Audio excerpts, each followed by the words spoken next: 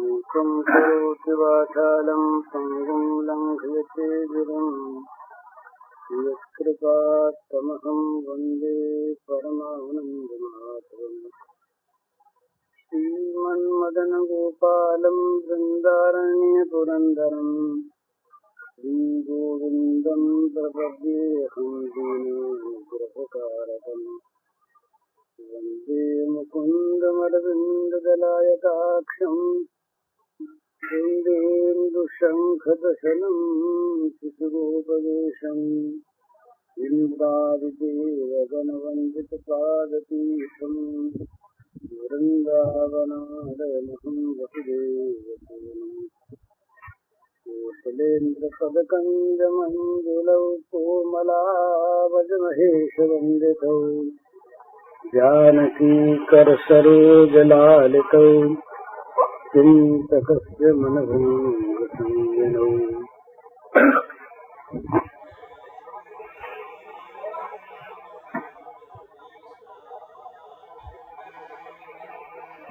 यो मां पश्यति सर्वत्र सर्वं च मयि पश्यति तस्याहं न पश्यामि सच में न पश्यति। भगवान ने गीता में ये कहा, जो मुझको सर्वत्र देखता है और जो सबको मुझ में देखता है वो कभी मुझसे अलग नहीं होता और मैं कभी उससे अलग नहीं होता। इसका तात्पर्य यही है कि भगवान में ही सारे संसार की सत्ता है। समस्त जीव भगवान में हैं और सारे जीवों में भगवान व्याप्त हैं। तो जिसकी ऐसी दृष्टि हो जाती है, जो सब जीवों में सर्वदा सर्वथा श्री भगवान को देखता है और सब जीवों को भगवान में देखता है।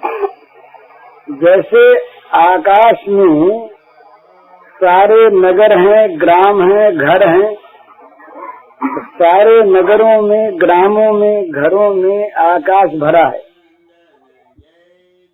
इसी प्रकार से भगवान के सिवा और कोई वस्तु नहीं है। भगवान कहते हैं कि मुझको छोड़कर नान्यत किंचित धनंजय, अर्जुन दूसरी कोई वस्तु है ही नहीं। तो इस प्रकार से जिसकी बुद्धि में और जिसके मन में, जिसके निश्चय में ये बात आ जाती है कि सर्वत्र सर्वदा भगवान हैं, उसके व्यवहार में स्वाभाविक परिवर्तन हो जाता है। जो व्यवहार अपने किसी क्षुद्र स्वार्थ को लेकर होता है, वो व्यवहार फिर भगवत पूजा के लिए होता है। भगवत प्रीति के लिए होने वाले कार्य में और स्वार्थ के लिए होने वाले कार्य में बड़ा अंतर है। जहाँ हमारे शरीर का कोई सुख अपेक्षित है, जहाँ इंद्रियों के भोग की किसी वस्तु की आवश्यकता है और उसकी पूर्ति के लिए हम काम करते हैं, तो वहाँ हमारे काम का स्वरूप दूसरा होगा। और जहाँ विशुद्ध भगवत प्रीति है, वहाँ दूसरा होगा। ये जितने भी विकार हैं, दोष हैं, काम क्रोध लोभ मोह मद मत्सर इत्यादि, ये सब के सब विषय प्रीति को लेकर के आते हैं। इन सब में प्रधान कारण है विषयानुराग। विषयों में, भोगों में जो चित्त की अनुरक्ति है, यही इन सब में कारण है। और यदि भोगों में से चित्त की अनुरक्ति निकल जाए और वो भगवान में हो जाए, सा परानुरक्तिरीश्वरे। सांडिल्य जी का सूत्र है कि ईश्वर में जो परम अनुरक्ति है, परमानुराग है, उसी का नाम भक्ति है। तो परमानुराग का अर्थ यही है कि जहाँ जहाँ पर भोग सुख को लेकर चित्त की आसक्ति है, वहाँ वहाँ भोगासक्ति निकल कर चित्त में भगवान की आसक्ति आ जाती है। तो फिर जो कुछ भी कार्य होता है उसके बाद वो भगवदासक्ति को लेकर भगवत प्रीति के लिए होता है। ये दो भेद हैं कर्मों में, प्रेरणा के दो भेद हैं। एक कर्म होते हैं विषयासक्ति की प्रेरणा से, कामना वासना की प्रेरणा से, और एक कर्म होते हैं भगवत प्रीति की प्रेरणा से। तो जो कर्म भगवत प्रीति की प्रेरणा से होंगे वो स्वाभाविक भगवान के अनुकूल होंगे। जैसे हमारे घर में कोई अतिथि आ जाए और उन अतिथि का हमें सत्कार करना है, तो स्वाभाविक हम इस बात को जानेंगे, जानना चाहेंगे कि भाई किस कर्म से, किस चीज से ये प्रसन्न होंगे, इनकी पसंदगी की क्या चीज है, ये हम स्वाभाविक देखेंगे। इसी प्रकार से जब भगवान की प्रसन्नता के लिए हमारे कार्य होंगे तो स्वाभाविक जो जो कार्य भगवान को प्रीतिकर होंगे वही करेंगे। तो ये जितने दोष हैं, काम है, क्रोध, लोभ, मोह, मद, मत्सर, बैर, हिंसा इत्यादि, ये सब के सब भगवान के लिए अप्रीतिकर हैं। इनको भगवान पसंद नहीं करते। तो स्वाभाविक भगवत प्रीति के लिए कार्य होने पर तद विरोधी उदासीनता इस सूत्र है नारद जी का। जो जो कार्य भगवान के मन के विरुद्ध होते हैं उन कार्यों में अपने आप उदासीनता आ जाती है, वो कार्य बनते नहीं, उन कार्यों की ओर मन जाता नहीं। जो चीज भगवान को अच्छी नहीं लगती है वो चीज वो करता नहीं, क्योंकि उसका जीवन तो प्रधानतया भगवत प्रीति के लिए है। उसके कार्य सारे भगवत प्रीति के लिए होते हैं। जैसे हमारे यहाँ के आदर्श के अनुसार पतिव्रता स्त्री के सारे कार्य केवल पति सुख के लिए होते हैं। जिस कार्य में पति का सुख है बस वही कार्य उस पतिव्रता पत्नी का स्वभाव है, उसका धर्म है। स्वाभाविक मैंने दो तरह के धर्म होते हैं। एक तो होता है धर्म किसी हेतु को लेकर, एक होता है स्वाभाविक। इसी प्रकार भगवत प्रेम भी एक होता है किसी हेतु को लेकर और एक होता है स्वाभाविक सहज। अनन्य ममता विष्णु ममता प्रेम संगीतम, ये नारद पंचरात्र में कहा गया कि अनन्य ममता भगवान में हो। अनन्य ममता का अर्थ क्या है कि बस भगवान ही मेरे, भगवान के सिवा मेरा शरीर भी मेरा नहीं, मेरी कोई वस्तु नहीं, एक भगवान ही मेरे। और ये भगवान ही मेरे, ये किसी प्रकार के दूसरे पदार्थ की इच्छा को लेकर नहीं, किसी और चीज में अनुराग हो और भगवान के साथ मेरापन बना रहे, ये संभव नहीं होता। तो कहते हैं कि भगवान में ही मेरापन हो और वो मेरापन भी हो केवल प्रेम को लेकर। ममता प्रेम संगीतम, ममता तो हो भगवान में पर ममता हो एकमात्र प्रेम को लेकर कि भाई भगवान ही मेरे हैं, मेरा सब काम वो कर देंगे। यहाँ भी भगवान में एक ममता का संबंध बताता है आदमी, पर मेरे काम वो सब कर देंगे। इससे ये सिद्ध होता है कि उसके काम कुछ अलग हैं। जिन कामों को वो मेरे भगवान से सफल बनाना चाहता है, उसके वो काम, उसकी बुद्धि के सोचे हुए वो काम उसके अलग हैं। मैंने कामों के सोचने का, उसको कब क्या चाहिए इसके निर्णय करने का भार उसने भगवान को नहीं सौंपा। इतना भार अपने ऊपर रखा और भगवान चूंकि मेरे हैं तो मेरा काम कर ही देंगे। तो ये भाव जहाँ तक है वहाँ तक वो भगवान में अनन्य ममता नहीं है।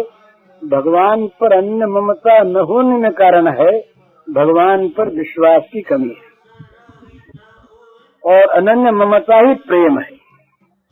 बड़ा सुंदर भाव है। सब जगह से मेरापन निकलकर एक भगवान में केंद्रित हो जाए। या जग में जह लगी या तनु की प्रीति प्रतीत सगाई, सो सब तुलसीदास प्रभु ही सो खून सिमटी एक ठाई। प्रार्थना करते हैं तुलसीदास जी कि महाराज इस जगत में इस शरीर के संबंध को लेकर जहाँ तक प्रेम, विश्वास और आत्मीयता है, प्रीति प्रतीति और सगाई, प्रेम, विश्वास और आत्मीयता, ये सारी की सारी सब जगह से सिमट कर एक भगवान ही में, एक राम ही में आ जाए एक जगह, तो सारी प्रीति राम में, सारा विश्वास राम में और सारी आत्मीयता अपना अपन राम में।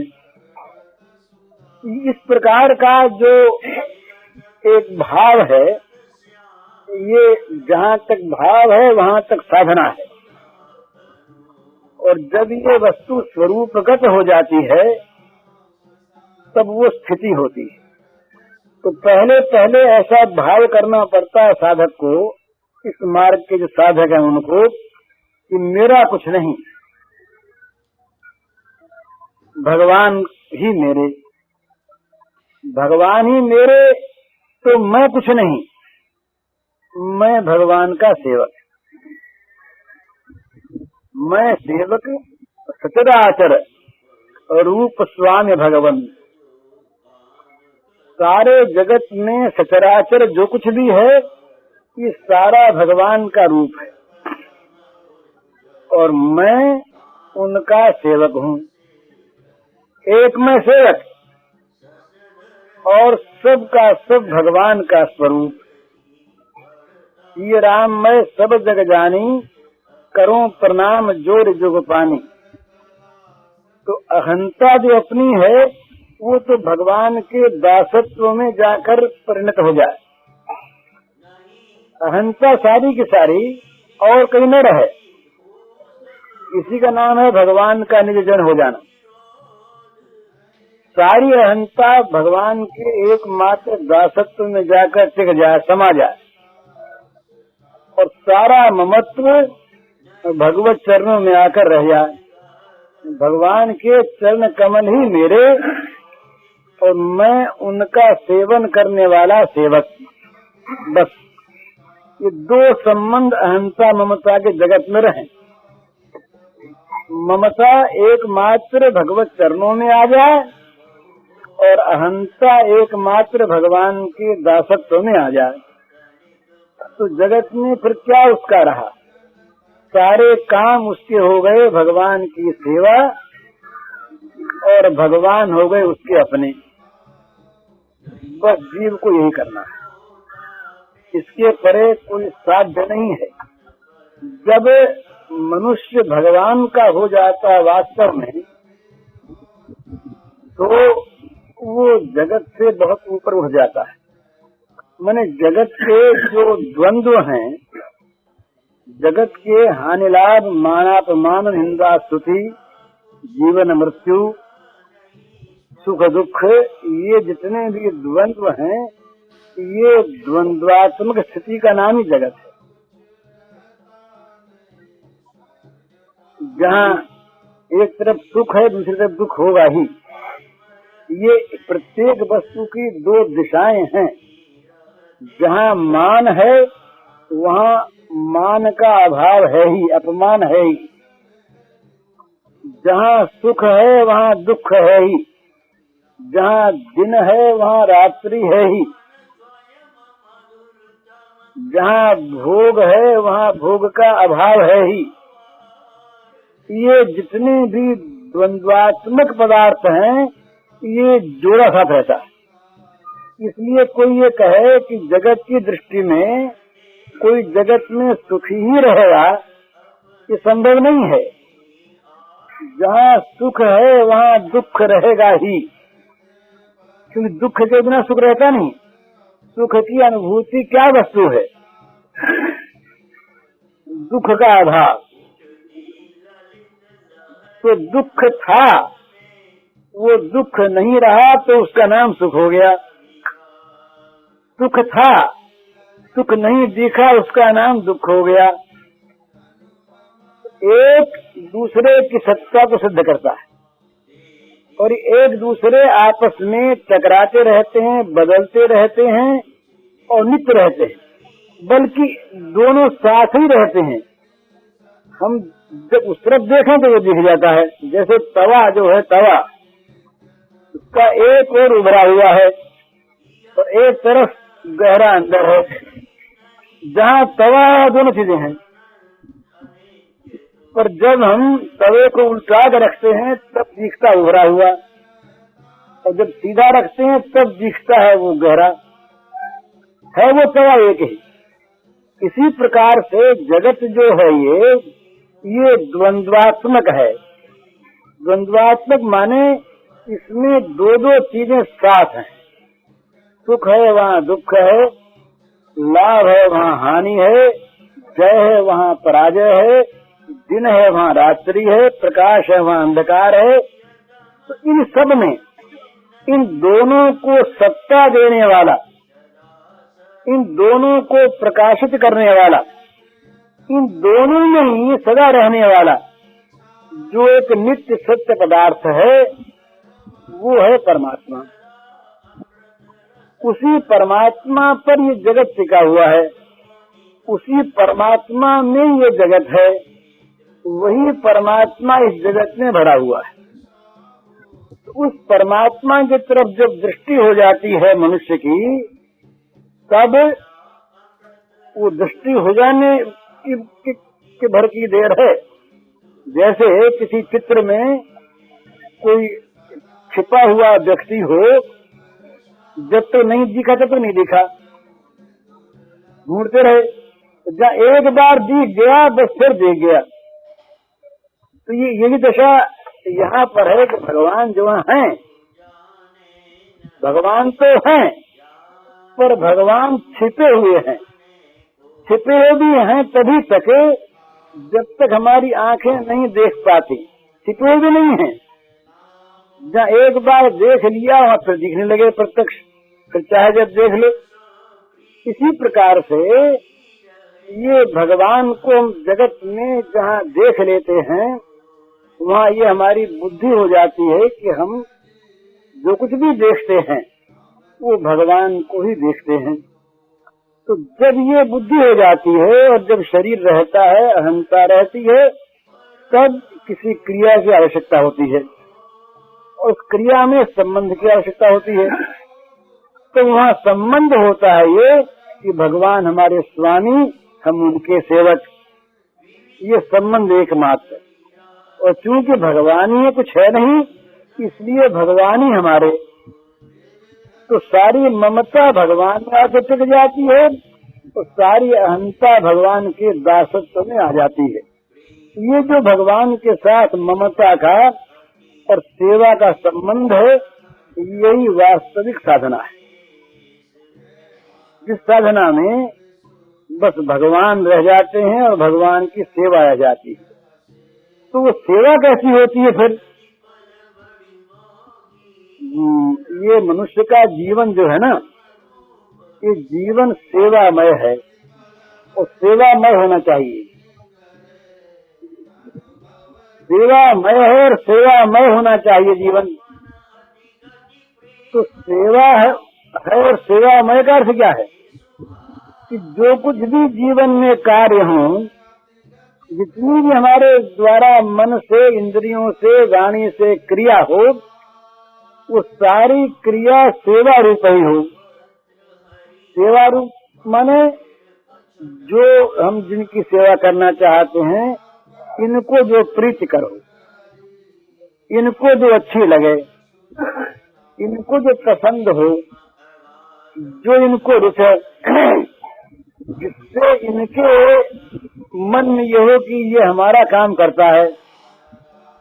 इसी को गीता में भगवान ने जो अनन्य भक्ति का रूप बताया, वहाँ ये बताया कि वो भक्त अपना काम कुछ देखता ही नहीं, देखता नहीं, वो केवल मेरा काम करता है। मत कर्म कृत मत कर्म मत भक्त संग वर्जित निर्वैर सर्वभूतेषु यह स मामेति पांडव। वो क्या करता है, क्या स्थिति उसकी है कि वो मेरा ही काम करता है। मत कर्म कृत, इंद्रियों के द्वारा, मन के द्वारा, बुद्धि के द्वारा जो कुछ भी वो करता है, भगवान कहते हैं कि मेरा काम करता है। क्या मेरा काम करता है ये तो ठीक, पर मेरा काम करता है किस ताकत से, उसका आधार क्या है? वो मेरा काम जो करता है उसमें उसकी परायणता किस वस्तु में है? तो मेरा काम जो करता है वो मेरा काम किसके सहारे करता है, उसका आधार क्या है? तो कहते हैं मत कर्म, वो परायण भी मेरे ही है। तो भाई मेरा काम करता है और मेरी शक्ति से करता है ये ठीक, पर वो किसी दूसरे में उसके मन का प्रेम होगा, हो सकता है। काम तो करता है मेरा, पर मेरा काम इसलिए करता है कि मैं उसके काम की सिद्धि कर दूं, तो जहाँ उसका प्रेम है वो काम तो सफल हो जाए। तो नहीं, ऐसी बात नहीं। मत भक्त, वो मेरा ही तो काम करता है और मेरी ही ताकत से करता है और मेरा ही भक्त है। और फिर कैसा है, उसमें दो बात है। जगत में कहीं भी उसका मन अटका नहीं रह गया है। ये एक सिद्धांत की बात है।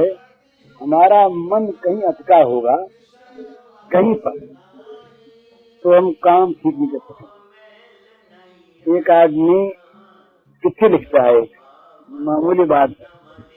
चिट्ठी लिखने में अगर उसका मन और कहीं अटक गया, चला गया, तो भूल हो जाएगी, शिथिलता आ जाएगी। घर की मालिक रसोई बना रही है और बनाते बनाते उसका मन कहीं चला गया, अटक गया मन, भूल हो जाए रसोई बनाने में। तो भगवान का काम वही मनुष्य कर सकता है, किसी का भी जिसका मन कहीं फंसा हुआ न हो। संग वर्जित, इसका अर्थ है संग वर्जित है, माने कहीं पर भी उसके चित्त का संग रह गया हो।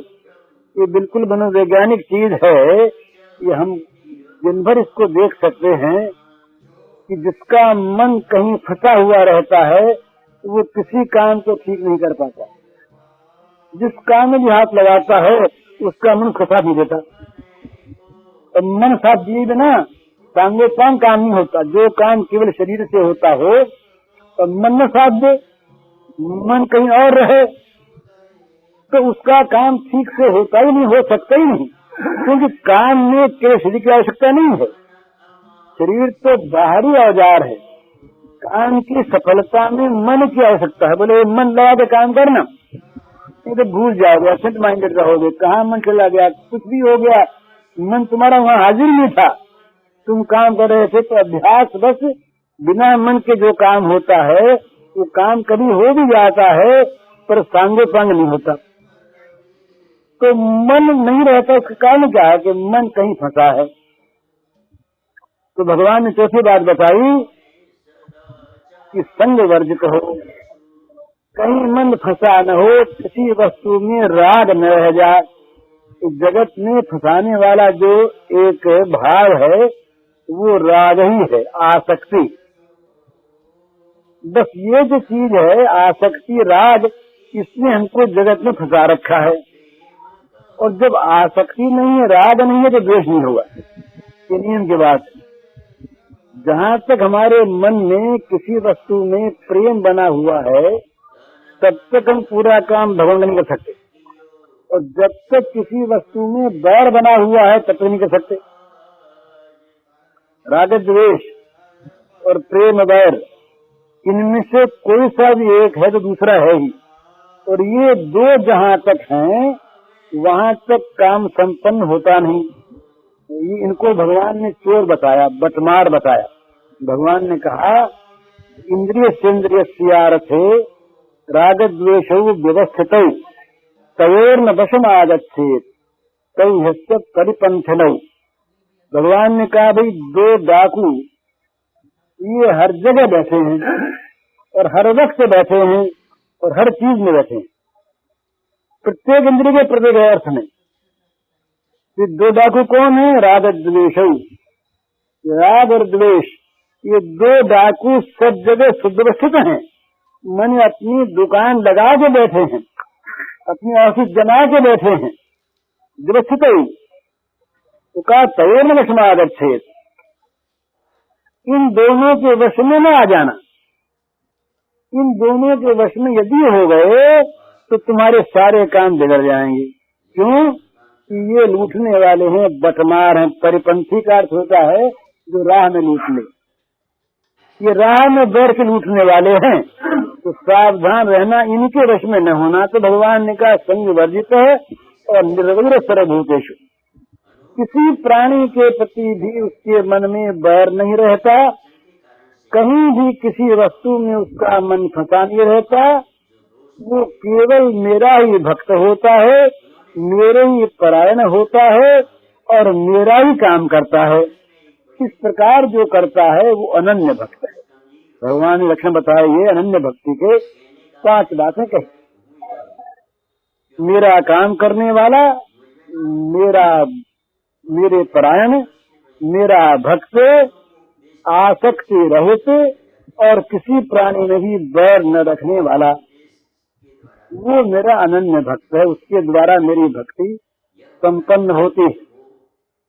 तो जो मत कर्म कृत है, मेरा कर्म करे, ये जब भगवान हमारे हो जाएंगे, एकमात्र भगवान हमारे, और जब हम भगवान की एकमात्र सेवक हो जाएंगे तो हमारे जीवन में फिर कर्म अपना थोड़ी रहेगा। वो तो हमारे जीवन का प्रत्येक कर्म ये भगवान के लिए नहीं और करके भगवान के अर्पण नहीं, वो दर्जे दूसरे हैं। भैया हम कर्म करें, हम कमाएं किसी चीज को और किसी को दे दें, ये तो अर्पण होता है। और एक हम जो कुछ भी कर्म करें वो कर्म तो हम करें और अपना कर्म करें, पर करें उनके लिए। सोचे हम, समझे हम, विचारें हम, तो उनके लिए करें। जैसे एक तो आदमी धन कमावे अपनी इच्छा से और कमा के किसी संस्था को दान कर दे, ये तो अर्पण हुआ। और एक अपनी बुद्धि से आप कमावे, पर कमावे उस संस्था के लिए, ये तदर्थन हुआ। और एक वो स्वयं अपनी बुद्धि से कुछ सोचे ही नहीं, जो कर्म उसको उचित लगे वही करे, अच्छा लगे वही करे, अपने न सोचे न अर्पण करे और न उसके लिए करे, उसका ही करे। सोचे वही, करावे वही, रुचि उसकी, विचार उसका, फल उसका। तो केवल फल का अर्पण नहीं है इसमें अपने कर्तृत्व को भी उनके अधीन कर देना है। सेवक जो है ना, सेवक सेवक का जो कर्तृत्व होता है, कर्तापन, ये मालिक के अधीन होता है। सेवक अपने मन की नहीं करता। सेवक का धर्म यही है कि जो हमेशा स्वामी की ओर देखता रहे, अपने लिए कुछ चाहे नहीं और अपने लिए किसी कर्म की बात सोचे नहीं, बस स्वामी के हित के लिए, स्वामी के रुचि के अनुसार आदेश की भी जहाँ प्रतीक्षा होती है, वहाँ भी सेवकत्व में कमी है। माने 3 प्रकार से कर्म होते हैं सेवक के, रुचि से, संकेत से और आदेश से। आदेश के बाद भी जो सेवा न करे वो तो सेवक ही नहीं है। मालिक कह दे अमुक काम करो, प्रभु कह दे अमुक काम करो, तब भी हम आनाकानी करें, तब तुम सेवक है ही नहीं। लेकिन हम मालिक के हुक्म की भी बाट देखते रहें, तो हुक्म देंगे तो करेंगे, तो तीसरे दर्जे के सेवक है। इशारा पाके करें तो दूसरे दर्जे के, और मन देख के करें ये पहले दर्जे के हैं। तो रुचि, संकेत और आदेश, मन देखकर, इशारा पाकर और हुक्म पाकर, तो जो स्वामी भक्त सेवक होता है वो रुचि समझ जाता है किस समय क्या रुचि इनकी होती है, कब क्या इनको चाहिए, तो वो हमेशा रुचि रखता है। तो वहाँ एक विलक्षणता और है, भगवान में और विलक्षणता है, ये और कहीं इतनी नहीं है। जो सेवक भगवान की रुचि रखता है, भगवान उसकी रुचि रखता है। राम सदा सेवक रुचि राखी, तो कहते राम सदा सेवक रुचि राखी। राम का स्वभाव यह है कि अपनी रुचि को छोड़ देते हैं, अपने आप को भूल जाते हैं। सेवक की रुचि के लिए, सेवक को सुख पहुंचाने के लिए राम काम करने लगते हैं। ये राम की महत्ता है, ये राम का स्वभाव है। तो राम का स्वभाव ऐसा है कि ये कोई जान ले तब तो वो राम ही का हो रहे। उमा राम स्वभाव जिन जाना, नहीं भजन तभी भाव आना। तुलसी राम स्वभाव सीध लखी, जौन भगत उराई, तो तुम जनन जाय जननी जर, तुम तरुणता गमाई। कहते हैं कि राम के शील स्वभाव को जान कर भी अगर तुम्हारे मन में राम की भक्ति नहीं आई, तो माता ने तुमको व्यर्थ ही जन्म दे करके अपने शरीर और यौवन को नष्ट किया। तो राम का ये स्वभाव है कि वो प्रेमी को बना लेते हैं प्रेमास्पद, ये भगवान का स्वभाव है। जब श्री गोपांगनाओं ने ये चाहा कि भगवान हमारे द्वारा सुखी हों, तो भगवान को सुख की आकांक्षा नहीं, तो उनके मन में जो ये भाव आया प्रेमियों के कि भगवान हमारे द्वारा सुखी हों, तो भगवान यहाँ तक उतरे, तो उनके लिए मन भी बनाया। भगवान अमना है ना, उनके लिए मन बनाया, उनके लिए शरीर को प्रकट किया, और उनके लिए वो सब क्रियाएं की जिन क्रियाओं को लोग आज भी दोषी बताते। भाई भगवान ने माखन की चोरी की, भाई भगवान और चोर, ये कैसे? चोरी तो महापाप है, भगवान चोरी कैसे करते? ये बात ठीक नहीं। तो वहाँ कुछ बेसमझी की बात भी है। चोरी तो होती दूसरे की चीज की, और चोरी होती है छिपकर, और चोरी होती है अपने लाभ के लिए। यहाँ तीनों चीज नहीं है। भगवान की सारी चीज है, जिसका जो कुछ भी है उस सबके मालिक भगवान है। और भगवान जहाँ पर है वहाँ पूरा प्रकाश है, छिपावट हो ही नहीं सकती। और भगवान उस चीज को क्यों बनाते हैं? उसकी प्रसन्नता के लिए करते हैं। तो चोरी है ही नहीं, ये तो पर भाव क्या इसमें है कि वो गोपिका चाहती हैं।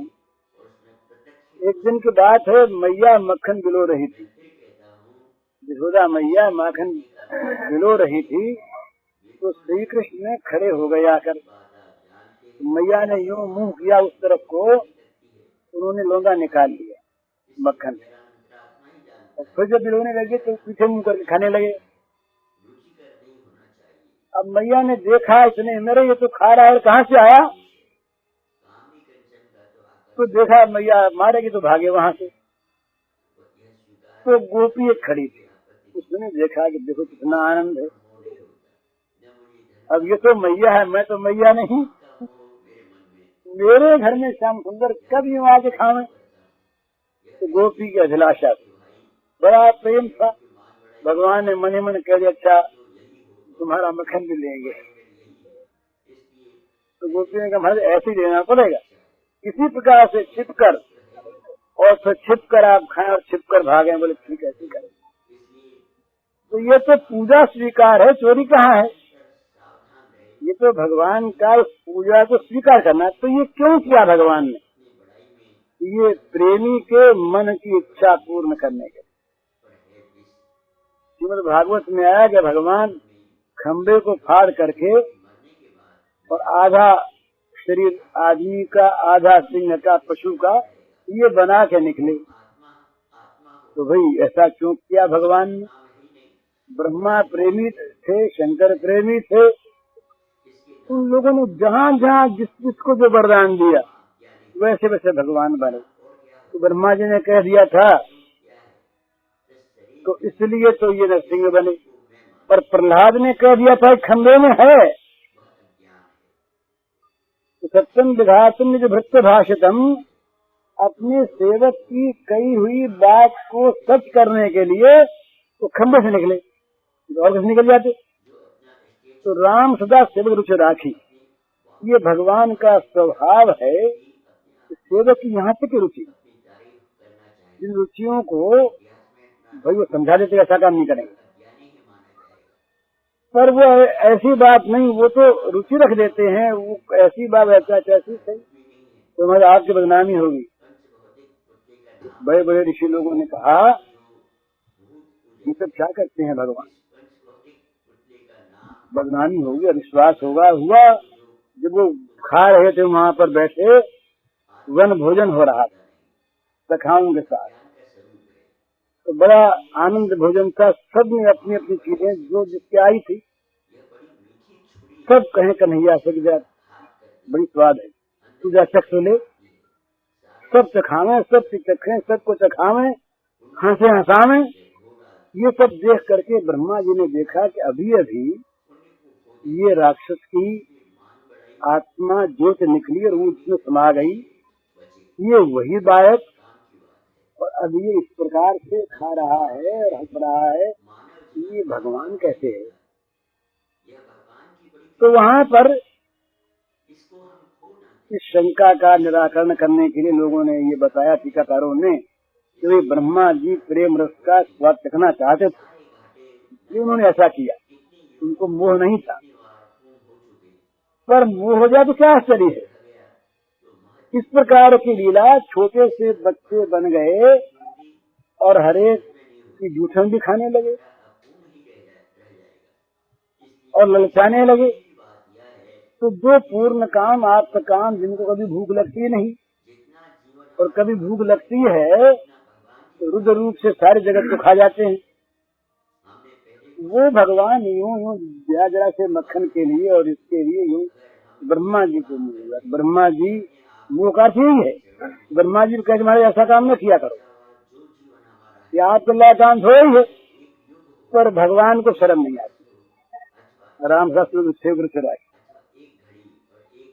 जिसकी अग्र पूजा हो वे भगवान स्वयं वहाँ पर काम लिया। उन्होंने आए हुए लोगों के पैर धोने, राजस्वी यज्ञ में भगवान ने अपने जिम्मे काम लिया, बोले हमें भी कुछ काम सौंपो। स्वयं सेवक थे वहाँ पर, तो भगवान को काम सौंपा गया। ये भगवान से पूछा कि आप क्या काम नहीं, तो बोले भाई तुम्हारे घर जितने अतिथि आए, कितना प्रेम है, अपने मित्र के घर में आने वाले अतिथियों के चरण धोना।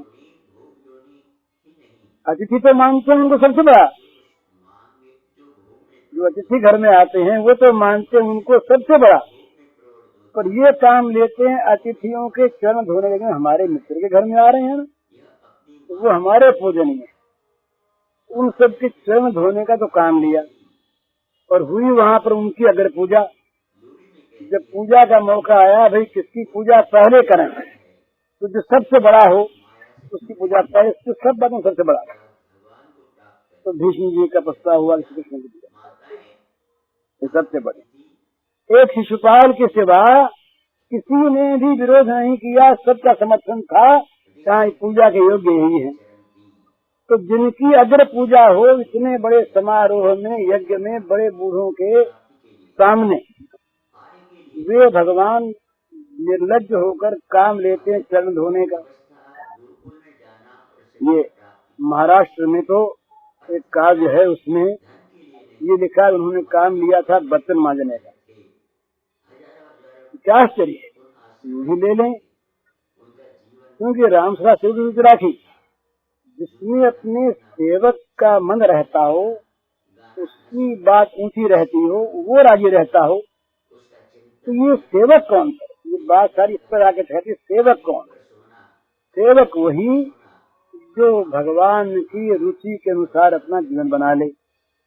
रुचि संकेत और आदेश, आदेश की प्रतीक्षा नहीं और संकेत की भी प्रतीक्षा नहीं, वो तो भगवान की रुचि को जान जाए, किस बात में प्रसन्न होते हैं इसको वो समझ जाए, और इसको समझ करके और वो बस अपने जीवन को ऐसा बना ले कि उसके जीवन का प्रत्येक कार्य इसीलिए हो, भगवान के लिए। तो ये जीवन जो है ये भगवान का जीवन होता है, निज जन का जीवन होता है, तो उसके पर सारे काम भगवान के लिए होते। तो अपनी सारी अहंता भगवान की दासता में ला करके छोड़ दे और अपनी सारी ममता भगवत चरणों में समर्पित कर दे। भगवान के चरण कमल ही मेरे और मैं उनका अनन्य सेवक, बस ये संबंध है जीवन का रह जाए भगवान के साथ और जगत के साथ भगवान के संबंध को लेकर। जैसे पतिव्रता पत्नी का संबंध रहता है दूसरों के साथ केवल पति के संबंध को लेकर, कोई संबंध नहीं। इसी प्रकार से मानो समय राम के नाते उसका संबंध तो भगवान से है और भगवान के संबंध को लेकर भगवत प्रीत्यर्थ जगत से उसका संबंध, जगत के कार्यों में उसकी प्रवृत्ति, वो जगत के कार्यों में प्रवृत्ति जो है वो किसी अपने सुख के लिए नहीं है, अपने इंद्रियों की तृप्ति के लिए नहीं है, अपने मन के रंजन के लिए नहीं है, वो तो केवल इसलिए है कि इससे भगवान प्रसन्न होंगे। हमारे परम प्रियतम प्रेमास्पद प्रभु हमारे इस कार्य से प्रसन्न होंगे, उनको सुख मिलेगा। ये है सेवक का भाव, माने मालिक की रुचि को रखना। तो बस जहाँ ये रुचि की चीज आती है वही जीवन भगवान का बन जाता है। जब तक रुचि चीज नहीं आती, जब तक अपनी रुचि अलग है, तो उस रुचि की पूर्ति हम करवाना चाहते हैं भगवान से, तब तक भगवान में प्रेम तो है ही नहीं, विश्वास भी नहीं। ये कसौटी है, इस पर हमेशा आदमी कस के देख ले। हमारी रुचि की प्रधानता जहाँ पर है और भगवान के द्वारा उस कार्य की सिद्धि हम चाहते हैं, इसलिए हमारा काम ये, हमारी रुचि इस काम में है, आप इसको कर दो। हमारे लिए ऐसा पलंग चाहिए, ऐसा बंगला चाहिए, ऐसी मोटर चाहिए, ऐसी नौकरी चाहिए, ऐसा मकान चाहिए, जो कुछ भी हमारी रुचि इसमें। अपनी रुचि जहाँ पर भगवान की रुचि से भिन्न है और उस रुचि की पूर्ति हम भगवान से चाहते हैं और कहते हैं भगवान तुम हमारे हो, तो हमारे हो इसीलिए कहते हैं तुम हमारा काम कर देते हो। यही वहाँ भेद आता है। इसीलिए जब कभी भगवान हमारा काम नहीं करते और हम अगर इस स्वभाव वाले हैं कि हमारा काम भगवान करेंगे, तो वहाँ भगवान पर क्षोभ होता है, या कहीं कहीं भगवान पर अविश्वास भी हो जाता है। इतने भगवान की सेवा हमने की और इतना भगवान को भजा, इतना हमारा विश्वास रहा भगवान पर, और हम रात दिन भगवान भगवान पुकारते रहे, तो भगवान ने इतना काम भी हमारा नहीं किया। इतने भगवान निष्ठुर हो गए, तो फिर मन कह देता है कहीं कहीं ये सब कहते हैं लोग भगवान हैं, पर भगवान है या नहीं क्या पता, हो गए क्या हमारा काम नहीं करते, क्या हमारा दुख नहीं देखते भगवान। हम यहाँ ये भूल जाते हैं कि भगवान देखते हैं अपनी आंख से। रोगी बच्चा या बेसमझ आदमी अमुक चीज खाना चाहता है, वो कुपथ्य है, उसके खाने से रोग बढ़ेगा। अब घर वाले प्रेमी से नहीं देते, पति नहीं देती, माँ नहीं देती, भाई नहीं देता, बैद नहीं देता, तो वो ये समझ ले कि ये सब हमारे बैरी हैं, कोई हमारा काम नहीं करते। लेकिन वो उसका हित चाहते हैं कि भाई ये देने से कुपथ्य खाने से मर जाएगा। तो ये विश्वास नहीं है। ये विश्वास न होने से ही हम अपनी रुचि रखते हैं अलग, और रुचि रखते हैं इसलिए रुचि की पूर्ति चाहते हैं, और पूर्ति न होने पर क्षोभ या अविश्वास करते हैं। तो ये जो क्षुब्धता है, ये जो हमारा अविश्वास है, इस बात को सिद्ध करता है कि भगवान पर हमारे मन में विश्वास की कमी है, और बिना विश्वास के प्रेम होगा ही नहीं। बिन विश्वास भगत नहीं, ते बिन द्रवहीन राम, राम कृपा बिनु सपनहु, जीव के लह विश्राम। बिना विश्वास के भक्ति नहीं होगी, बिना भक्ति के राम का चित्त द्रवित नहीं होता दिखेगा, राम की कृपा नहीं देखेगी। तो बिना राम की कृपा के जीव कभी स्वप्न में भी विश्राम शांति नहीं पा सकेगा। तो सबसे पहली चीज है भगवान पर विश्वास करो। विश्वास करके सारे जगत में उनको भरा देखो, अपने को उनका सेवक मानो और अपना सारा जीवन उनकी सेवा में लगा दो। हरिओम। वह श्री भगवान में जब विश्वास सुदृढ़ हो जाता है, तब भगवान के प्रति जीवन समर्पित होता है। और जो समर्पित जीवन है भगवान के प्रति, जहाँ पूर्ण समर्पण है, पूर्ण आत्मनिवेदन है, वही आगे चलकर प्रेम के रूप में परिणत हो जाता है। और वही प्रेम जब क्रमशः प्रगाढ़ होता है, तब स्नेह मान प्रणय राग अनुराग भाव महाभाव इत्यादि का उदय होता है। तो ये जितनी भी भक्ति की रतियां हैं, शांत दास इत्यादि 5 प्रकार की, ये सब रतियां विभाव अनुभाव स्थायी भाव व्यभिचारी भाव सात्विक भाव आलम्बन उद्दीपन इत्यादि, ये सब इसी भक्ति के इसी प्रेम के ही सारे के सारे लक्षण हैं। इस प्रेम में क्या होता है, जब पूर्ण समर्पण हो जाता है तो मन से सारी कामनाओं का सर्वथा नाश होकर एकमात्र रह जाती है भगवत प्रीति कामना। भगवान को जिसमें सुख हो, वो चरितामृत में कहा गया है, काम गंधहीन स्वाभाविक गोपी प्रेम, निर्मल उज्ज्वल शुद्ध जैन दग्ध है। मने गोपी प्रेम कैसा है कि जिसमें काम गंध की सर्वथा अभाव है, वो निर्मल है, उज्जवल है, शुद्ध है, ऐसा कि मानो सोना तपाया जाकर विशुद्ध हो गया। तो इस प्रकार जब भगवान में प्रेम प्रस्फुटित हो जाता है, तब वो इस प्रकार का सुंदर अमृत बन जाता है कि उसकी लालसा भगवान को भी होती है। और वैसी अवस्था में जब इस प्रकार पूर्ण समर्पण की अवस्था हो जाती है, तब वास्तविक गोपी प्रेम की स्थिति आरंभ होती है। और जब ये गोपी प्रेम तमाम भावों को प्राप्त होता हुआ और प्रेम का उज्जवल स्वरूप ग्रहण कर लेता है, बस तभी गोपी प्रेम का शुद्ध भाव खिल उठता है। भगवान ने गोपी प्रेम की प्रशंसा करते हुए ये कहा और सच्ची बात कही, वहाँ पर इतनी अंतरंगता हो जाती है कि दूसरा भाव रहता ही नहीं।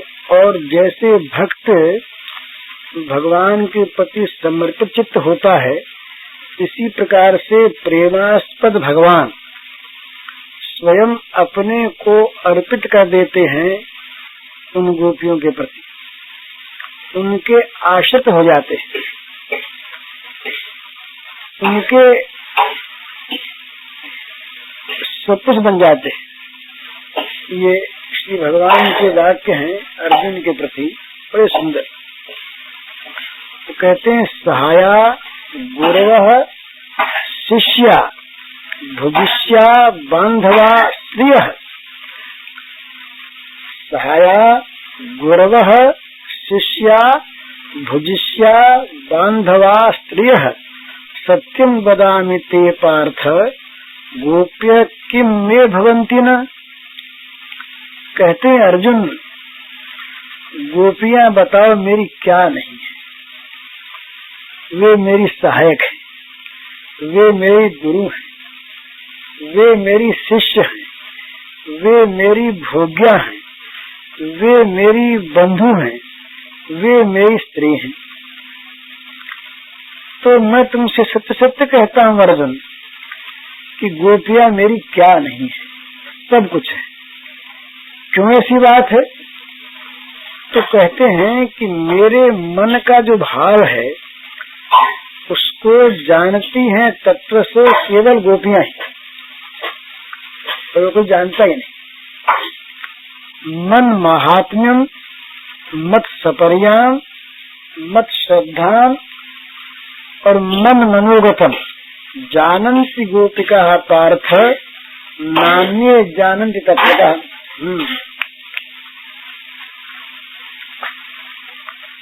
तो कहते हैं कि हे अर्जुन, मेरे महात्म को, मेरी सेवा को, मेरी श्रद्धा को और मेरी मनोगत सारी भावना को तत्व से केवल गोपियां जानती हैं और कोई जानता ही नहीं। तो भी क्यों नहीं जानता, क्या बात है? तो बस यही बात है कि जहाँ प्रेम परिपूर्ण होता है वहाँ इतनी अंतरंगता हो जाती है कि प्रेमी के सामने प्रेमास्पद का मन कुछ भी छिपा नहीं सकता। मने छिपावट वहीं तक होती है जहाँ संकोच होता है, और प्रेमास्पद प्रेमी के निकट इतना निसंकोच हो जाता है, प्रेमी का प्रेम इस प्रकार से प्रेमास्पद को संकोच रहित कर देता है कि उसके मन की प्रत्येक छिपी से छिपी बात उस प्रेमी के सामने प्रकट हो जाती है, प्रेमी के मन में आ जाती है। तो भगवान कहते हैं कि भाई गोपियों के समान जो मेरा प्रिय है वो कोई नहीं है। कि जब भगवान छिप गए वहां पर, राजपंचाध्यायी की बात है, भगवान छिप गए तो भगवान नहीं मिले, तो ढूंढती फिरी गोपियां और ढूंढते ढूंढते भगवान के स्वरूप को प्राप्त हो गई, वो लीला करने लगी। इसके बाद भगवान प्रकट हो गए तो गोपियों ने पूछा, महाराज कहाँ चले गए थे, कहाँ छिप गए थे? तो भगवान ने कहा, एवं मदर्थोज्जत लोक वेद स्थानामि वो मयि अनुवृत्तये बलः मया परोक्षम भजतो तिरोहितम मासूहितम मारत प्रिय प्रिया। भगवान ने कहा कि गोपी को, भाई तुमने मेरे लिए लोकविद सबका परित्याग कर दिया, तो मैं निरंतर देखना चाहता हूँ तुम लोग मेरा कैसे ध्यान करती हो, तुम लोग मेरे निमित्त किस प्रकार की परस्पर प्रेम चर्चा करती हो। तो मैं तुम्हारी उस प्रेम चर्चा को सुनने के लिए और तुम्हारे उस ध्यान प्रवाह का ठीक ठीक संपादन होता रहे, इसके लिए कहता हूँ तुम्हारे निकट पर छिप जाया करता, छिप छिप करके तुम्हारे प्रेमालाप को सुनता हूँ और तुम्हारा जो ध्यान का प्रवाह है उसको चलाता रहता हूँ। तो मैं तुम्हारा बड़ा प्रिय हूँ, तो तुम उस पर दोषारोप मत करना। तो मतलब कहने का यह है कि पूर्ण विश्वास से समर्पण होता है। समर्पण जहाँ संपूर्ण होता है तो वहाँ रति पैदा होती है, और रति जब प्रगाढ़ होती है तो गोपी भाव की उत्पत्ति होती है, और गोपी भाव जहाँ पूर्ण रूप से विकसित है उसी का नाम है महाभाव, उसी का नाम है राधा भाव। तो ये राधा भाव जो है ये और कहीं नहीं है, ये तो केवल इन ब्रज की गोपिकाओं के यूथ में ही है। भगवान की जो पट्ट महिषियां हैं, पटरानियां द्वारिका की, उनमें ये भाव नहीं है। मुकुंद महिषी वृंदये अत्यसावत दुर्लभ ब्रज देव संवेद्यो महाभावा खेयोच्यते। कहते जो महाभाव है ये श्री कृष्ण की जो पटरानियां हैं द्वारिका की, उनके लिए अत्यंत दुर्लभ है। ये तो केवल ब्रज सुंदरियां जो हैं उन्हीं के संवेद्य है, अर्थात उन्हीं में संभव है, इसी से इसका नाम महाभाव है। तो महाभाव की प्राप्ति ही ये राधा भाव की प्राप्ति है। महाभाव का उदय ही राधा भाव का उदय है, और महाभाव की स्थिति राधा भाव की स्थिति है। महाभाव की लीला राधा की लीला है, महाभाव ही राधा है और राधा ही महाभाव है। ये जो महाभाव है ये जगत में सर्वोत्तम वस्तु है, इससे ऊंची कोई चीज साधना के साध्य के राज्य में नहीं है। तो ये महाभाव जो है ये अत्यंत श्रेष्ठ है, और ये प्रेमियों के स्वरूप की संपत्ति है। और ये महाभाव बस एक ही जगह पर संसार में अब तक प्रकट हुआ है, केवल श्री राधा। महाभाव राधा होकर के प्रकट हुई है। तो इस प्रकार का जो राधा भाव है ये भगवत विश्वास पूर्वक सारा अहम भगवान के अर्पित हो जाने पर, प्रेमास्पद भगवान के साथ तन मन जीवन आत्मा के मिल जाने पर प्राप्त होता है, और इसी की प्राप्ति जीवन का परम ध्येय है। हरिओम। पूज्य श्री भाई जी के इस प्रवचन का शीर्षक है भगवान को प्रसन्न करने के उपाय, और इसका कैसेट संख्या है 69।